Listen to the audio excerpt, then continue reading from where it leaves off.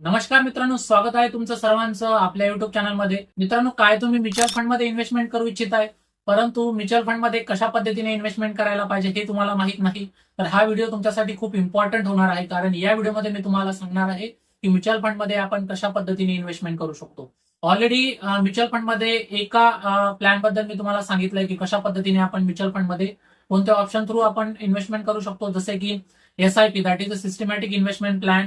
परंतु या व्हिडिओमध्ये मी तुम्हाला सांगणार आहे की लमसम म्हणजे काय, की म्युच्युअल फंडमध्ये लमसम अमाऊंट कशा पद्धतीने इन्व्हेस्टमेंट केली गेली पाहिजे, किंवा लमसम म्हणजेच पर्टिक्युलरली काय. कारण भरपूर असे बिगिनर्स आहेत किंवा जे पहिल्यांदाच म्युच्युअल फंडमध्ये इन्व्हेस्टमेंट करू इच्छित आहे, परंतु त्यांना माहिती नाही की SIP म्हणजे काय किंवा लमसम अमाऊंट म्हणजे काय. तर या व्हिडिओमध्ये पूर्ण इन्फॉर्मेशन मी तुम्हाला देणार आहे, तर हा व्हिडिओ शेवटपर्यंत नक्की बघा. तर मित्रांनो, चला व्हिडिओला सुरुवात करूया. परंतु व्हिडिओला सुरुवात करण्यापूर्वी जर तुम्ही चॅनलवर पहिल्यांदा आला असाल तर चॅनलला प्लीज सबस्क्राईब करा आणि बेल आयकॉनला हिट करा, कारण अशा नवनवीन व्हिडिओची अपडेट तुम्हाला वेळेवर मिळत राहते. तर मित्रांनो, म्युच्युअल फंडमध्ये आपण दोन पद्धतीने इन्व्हेस्टमेंट करू शकतो. पहिली आहे SIP, that is a systematic investment plan. याबद्दल मी ऑलरेडी व्हिडिओ बनवलेला आहे, त्याची लिंक मी खाली दिली आहे, त्यावरती क्लिक करा आणि तो व्हिडिओ जाऊन बघा की SIP म्हणजे काय असते.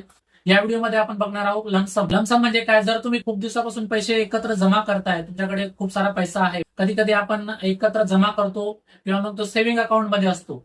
पण सेव्हिंग अकाउंट मध्ये आपल्याला जास्तीत जास्त किती रिटर्न्स मिळू शकते किंवा इंटरेस्ट देतात, 2 ते 3% आपल्याला तिथे इंटरेस्ट मिळू शकतो. परंतु जर म्युच्युअल फंड मध्ये आपण इन्व्हेस्टमेंट केली तर तिथे आपल्याला अॅन्युअली ऍव्हरेज 12 ते 13% ची आपल्याला अॅन्युअल रिटर्न्स तिथे सहजासहजी मिळून जातो. परंतु मित्रांनो, म्युच्युअल फंडमध्ये रिस्क फॅक्टर असतो, यामध्ये रिस्क असते. जशा पद्धतीने मार्केटमध्ये ग्रोथ येईल तशा पद्धतीने आपल्या पोर्टफोलिओमध्ये सुद्धा आपल्याला ग्रोथ दिसत असते. तर पर्टिक्युलरली फोकस करूयात की लमसम अमाऊंट म्हणजेच काय, की जेवढा पैसा तुमच्याकडे असेल, जर तुमच्याकडे जास्त पैसा असेल किंवा तुम्ही पैसे जमा करून ठेवलेले आहेत, तुम्ही SIP करू शकत नाही किंवा तुम्हाला एक रेग्युलर इन्कम नाहीये, की रेग्युलर इन्कम म्हणजे काय, मंथली तुम्हाला सॅलरी येते, त्या सॅलरीमधून तुम्ही पैसे सेव्ह करताय किंवा सेव्ह करून ते इन्व्हेस्टमेंट करताय.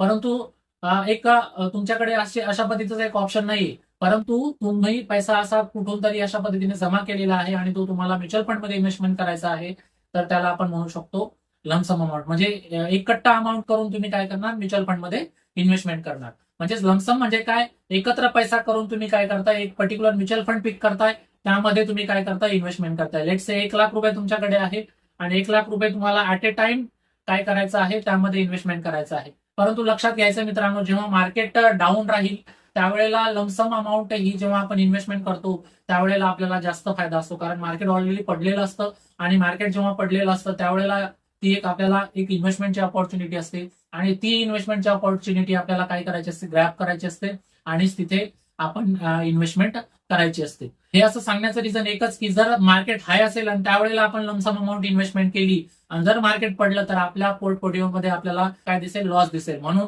जेव्हा मार्केट खाली पडलेलं असतं त्यावेळेला जर आपण इन्व्हेस्टमेंट केली, म्हणजे बॉटमला जर आपण इन्व्हेस्टमेंट केली, जेव्हा मार्केट वरती जाईल तर लमसम अमाऊंट जेवढी आपण केलेली आहे त्यावरती आपल्याला चांगल्या पद्धतीचे रिटर्न्स मिळू शकतात म्युच्युअल फंडमध्ये. तर मित्रांनो, ही होती information lump sum investment in the mutual fund.